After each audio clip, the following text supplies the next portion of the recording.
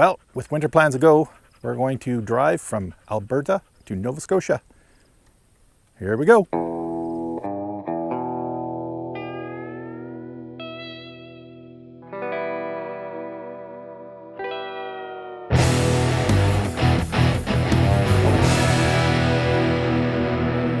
So Rollins and I are all packed up and we're going to leave Severn Dam here and start making our way east to Nova Scotia. So here's part one of this crazy adventure. You don't want to be left behind? You want to come with Dad? Okay, let's go. Let's go. Up, up.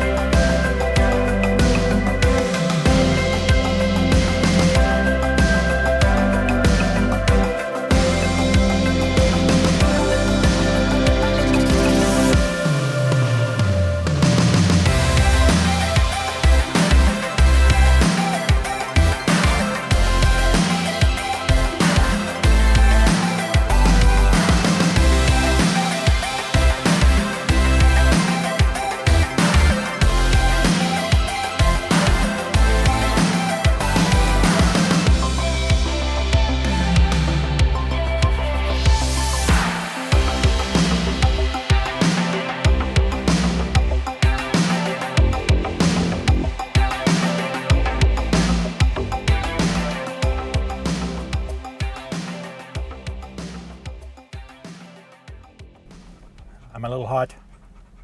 The dog's a little hot. Dorothy was 36 degrees Celsius. And along the way here to Oyen, say a command. My GPS is finally listening to me. It's the only thing that listens to me once in a while.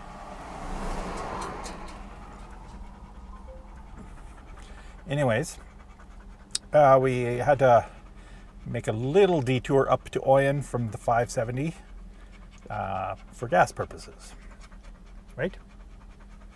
He's hot. He's had some water, but he's still hot. We're gonna get the wind moving again, right? Yes. Anyways, made a little detour to Oyen. We're all filled up, and now we're gonna head back down to 570 and keep going across eastbound.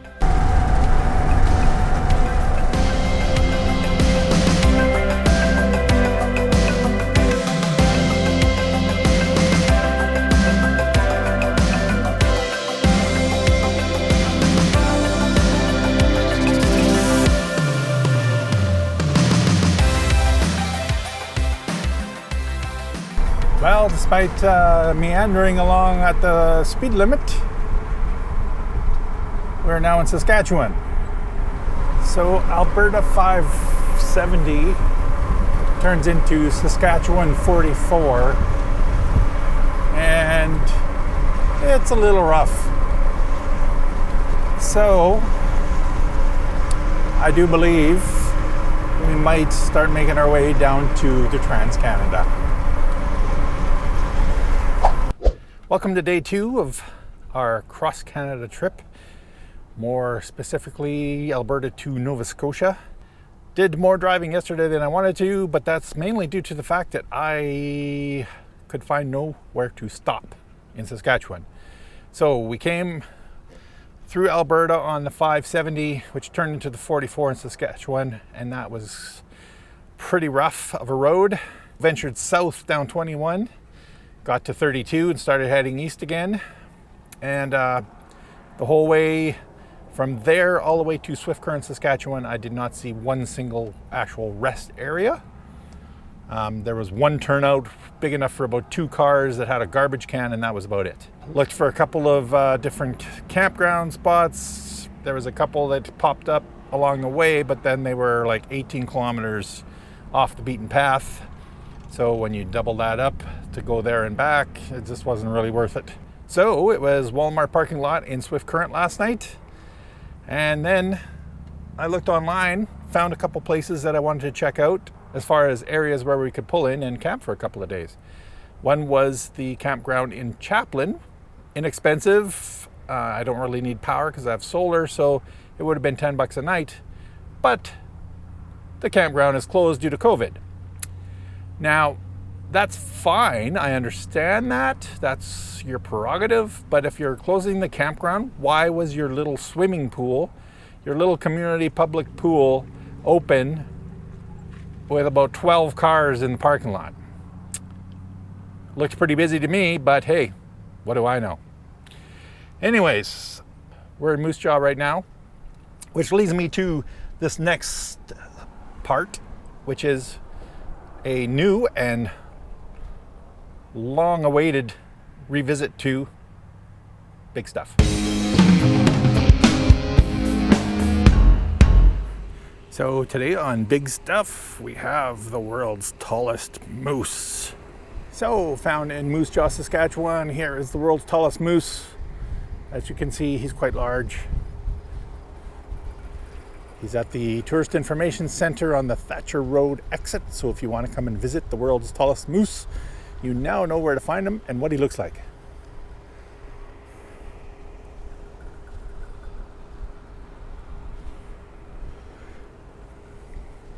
He apparently just got a new paint job, courtesy of Tusk Resurfacing. And by the looks of things, based on the ones on the ground, he got a new set of horns as well.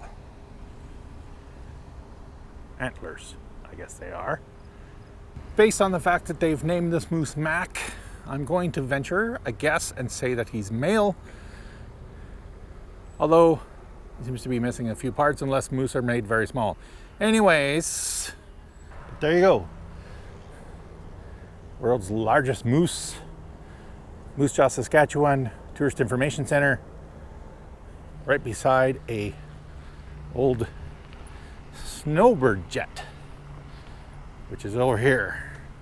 So a little added bonus to our Big Stuff installment is a snowbird jet. So I don't know my planes very well, so I'm not even going to venture to guess what kind of plane this is. If you do know, feel free to put it in the comments. But yeah, that's kind of cool. Right next to the moose. Plane, moose. On that note, I'm going to head off. Rollins is in the truck roasting, and I don't want to leave him too long. I just popped out quickly to grab a little footage, and we're off and running again. How you doing? It's hot day yet again. Another hot day? Another hot day for the dog? Yeah. Did you have some water? I gave you new water. The hell? Drink your water. You can't pee on things if you don't drink your water. So there you have it. There's the big moose in Moose Jaw, Saskatchewan. And now Rollins and I are going to look at the map. There's one more spot that's a little south of here, a little south of the number 1. So I'm going to detour and see if it's open. If it's not, I'm not sure what we're going to do. This trip may soon be getting, let's say, slightly shorter if nothing's open along the way, because, I mean, I understand it's COVID and I get it, but if I can't pull into like a community campground that's, you know, maybe got 3 or 4 people in it, then it's going to be a lot of driving, a lot of rest areas, a lot of Walmart parking lots, and we'll just be there in a week. So we'll see. I'll keep you posted. Anyways, that's it for now. I'll check back in a bit.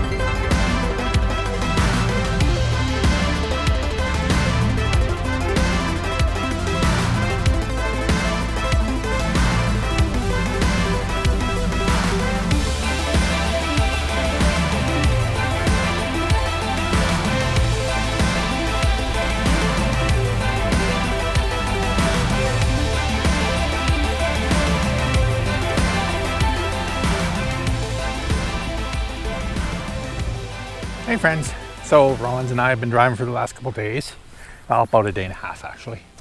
And after Swift Current, I checked in online. I was looking for a small town with a small town campground because a lot of times those are least expensive. And I found a couple actually. One was in a town called Chapel.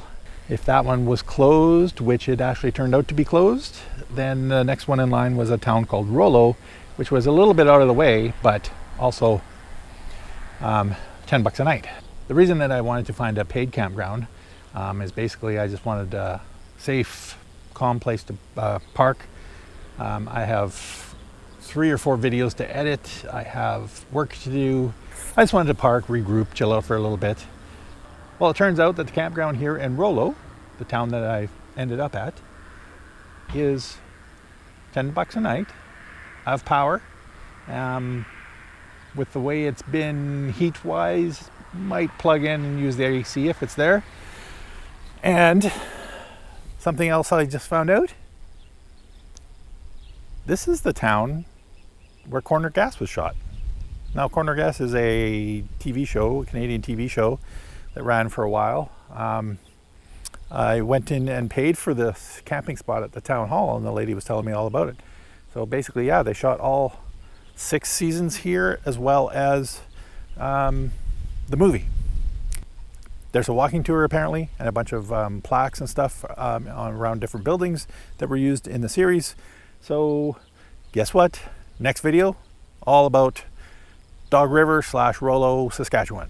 So watch for that if you're a Corner Gas fan. And yeah, I'm gonna brush up on some Corner Gas myself, just because I wasn't a huge fan, like, you know, I watched it a few times when it was on here and there when I came across it, but I didn't really follow along.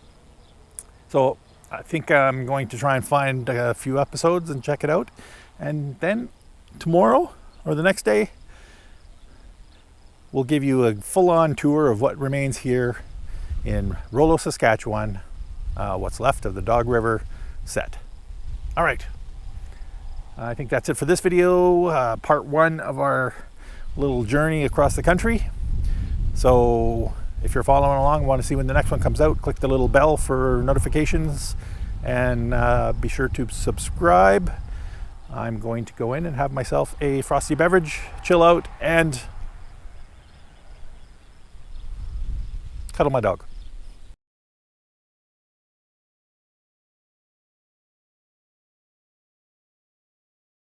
It's like working with a monkey.